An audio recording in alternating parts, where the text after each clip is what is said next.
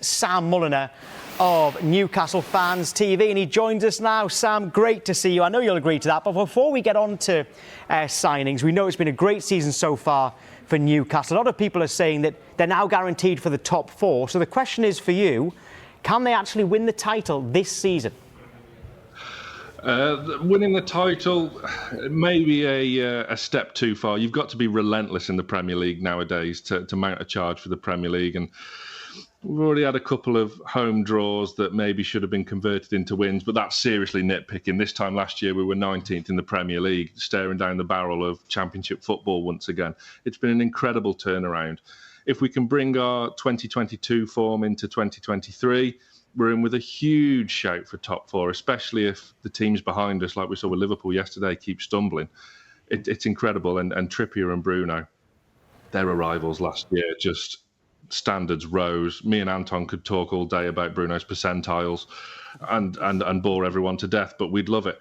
And then the additions we had, like Sven Botman, I've not seen a better centre-back in the Premier League this season so far. It's been an amazing turnaround, not just with the players we've brought in, Eddie Howe as well, the improvement he's got from the players that were already there pre-takeover, most notably Miggy Almiron, who's been on fire this season.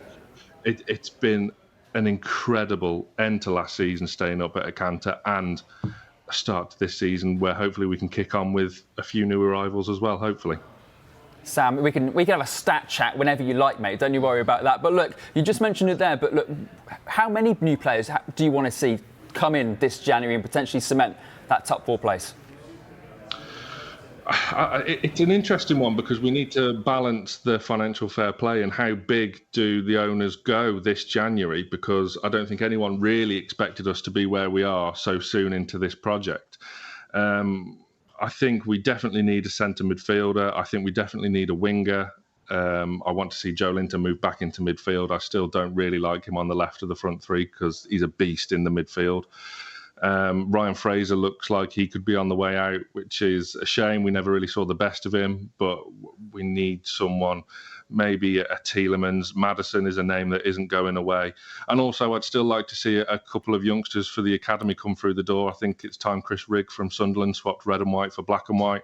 And we've already got Gran Qual, who represented Australia in the World Cup. But the centre midfield is a big area. And with Matt Targett's injury as well, do we go in for another left back? I'd prefer maybe to give Jamal Lewis another go.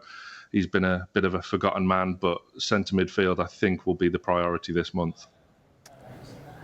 Sam, you mentioned centre midfield. Is there any players that you're looking at specifically, or any other positions that you think are as important as that position?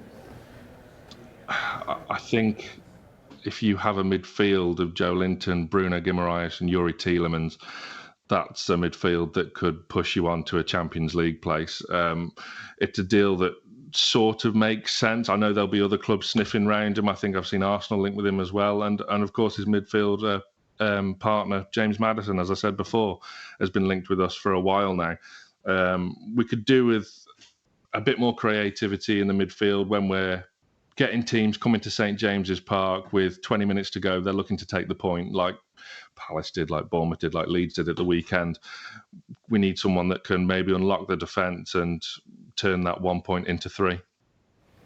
So, Sam, you must have seen the newspaper reports this morning about Cristiano Ronaldo. Apparently, he's got a clause in his contract with Al Nassr that means if Newcastle qualify for the Champions League, he could join you guys on loan. We've seen some greats lead the line for you guys over the years. What do you make of Cristiano Ronaldo potentially gracing the park at St James's Park? That's got to be a wind-up, surely. It has to be. It's got to be a wind-up. I mean, look, with all due respect to Cristiano Ronaldo, he's one of the greatest players the game's ever seen.